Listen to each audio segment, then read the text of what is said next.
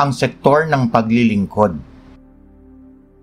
Ang sektor ng paglilingkod ay binubuo ng mga manggagawa o tinatawag na lakas paggawa na maituturing na isa sa pinakamahalagang salik ng produksyon. Ang sektor ng paglilingkod ay may mahalagang gampanin sa ating ekonomiya. Sila ang nag-iisip ng mga kaparaanan upang malinang ang mga likas na yaman at lubos na mapakinabangan. Ang sektor ng paglilingkod ang may pinakamalaking kontribusyon sa ekonomiya ng Pilipinas, kung saan ito ay humigit kumulang sa 60% ng GDP ng bansa.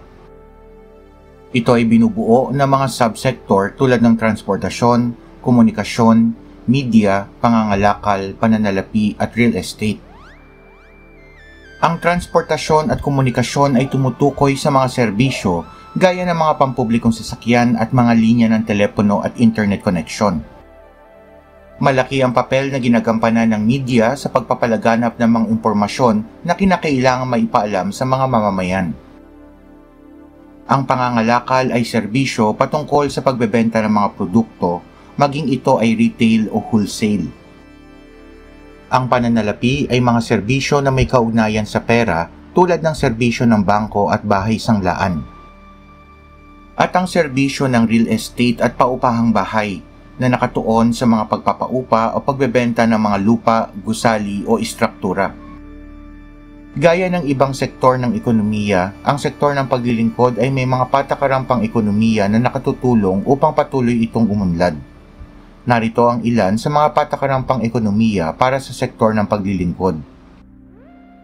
Ang pagsuporta sa industriya ng information technology at business process outsourcing. Ang pagpapabuti ng turismo sa bansa. Ang pagsuporta sa micro, small, and medium enterprises. Pangangalaga sa mga manggagawa. At pagpapaunlad ng infrastruktura ng bansa upang makapagbigay ng mas maayos na serbisyo.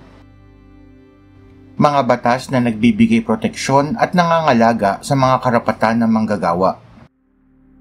Contractualization. Ito ay isang gawain kung saan ay kinukuha ang serbisyo ng isang manggagawa sa ilalim ng isang fixed term na kontrata upang maiwasan na sila ay magkaroon ng isang regular na katayuan sa trabaho. Kritikal ang pananaw dito dahil sa malawakang paggamit ng mga ENDO o end of contract na iskema upang hindi maging regular ang mga empleyado matapos ang 6 na buwang serbisyo. May mga batas na umiiral upang kontrolin ito, ngunit nananatili itong malaking issue dahil sa epekto nito sa karapatan at benepisyo ng mga manggagawa, at may mga pagsisikap na wakasan ito sa pamamagitan ng mga batas. Naglabas ang Department of Labor and Employment ng Department Order 18-A Series of 2011. Sa ilalim ng Section 8 ay nakatala ang mga karapatan ng mga manggagawa na dapat ding maibigay sa mga manggagawang kontraktual. Tulad ng pagkakaroon ng ligtas at maayos na lugar sa paggawa. Pagtanggap ng benepisyo gaya ng overtime, holiday at 13th month pay. Ang pagbibigay ng retirement benefits gaya ng SSS o galing sa kontraktor. Ang karapatan na tumanggap ng benepisyong panseguridad gaya ng health insurance, maternity leave at disability benefits. Ang karapatan ng mga manggagawa na sumali sa mga samahan at lumahok sa mga aksyon na nagtataguyod ng kanilang karapatan at interes. At ang karapatan ng isang manggagawa sa tenureship o pagiging isang regular na empleyado. Labor outsourcing. Ito ay tumutukoy sa pagkuha ng mga manggagawa mula sa mga third-party na kumpanya sa ibang bansa, gaya ng Pilipinas, na may mga kasanayan at kakayahang gampanan ang mga tiyak na tungkulin sa trabaho. Mabilis na lumalawak ang saklaw ng mga serbisyo at papel na ipinapa-outsource ng mga kumpanya tulad ng contract center as a service, customer support, technical support, information technology, back office, management, healthcare, logistics at manufacturing.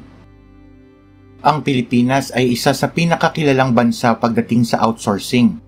Madalas na kunin ng mga kumpanya ang serbisyo ng mga Pilipino dahil sa angking husay ng mga ito.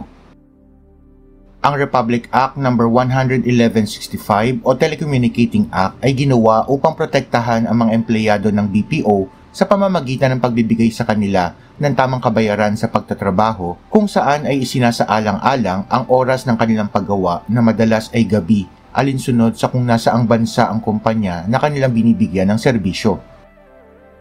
Ang pagsasagawa ng labor outsourcing ay hindi rin nakaligtas sa matitinding kontrobersya. Ipinapahayag ng mga tumututol na nagdudulot ito ng pagkawala ng mga lokal na trabaho, lalo na sa larangan ng manufacturing. Sa kabilang banda, sinasabi ng mga taga-suporta ng outsourcing na ito ay lumilikha ng insentibo para sa mga organisasyon na ilaan ang kanilang mga yaman kung saan ito pinakamabisa at mapapanatili ng isang malayang pamilihan sa mas malawak na saklaw. Ang Salary Standardization Law ay isang batas na naglalayong magpatupad ng standardized o pangkalahatang salary scale para sa mga empleyado ng gobyerno. Layunin nito na matiyak ang patas na kompensasyon para sa mga empleyado ng pamahalaan batay sa kanilang posisyon, responsibilidad at antas ng trabaho. Ang Republic Act No. 6758 o Compensation and Position Classification Act of 1989 ay ang unang bersyon ng SSL na nagtakda ng salary grade para sa iba't ibang posisyon sa gobyerno. Ang Republic Act 11466 o Salary Standardization Law of 2019 ang batas na nag-ayos ng salary schedule para sa mga sibilyang empleyado ng gobyerno at nagbibigay ng patas na sahod na ibibigay sa 4 na bahagi kada taon mula 2020 hanggang 2023. Itinatakda ng batas na ito ang mga salary grade batay sa posisyon at responsibilidad at ang pagpapatupad nito ay pinangangasiwaan ng Department of Budget and Management. Pinapayagan din ng batas na ito ang pagbibigay ng karagdagang benepisyo at layo nitong magpatupad ng makatarungan at patas na sistema ng kompensasyon para sa mga kawani ng gobyerno. Ang sektor ng paglilingkod.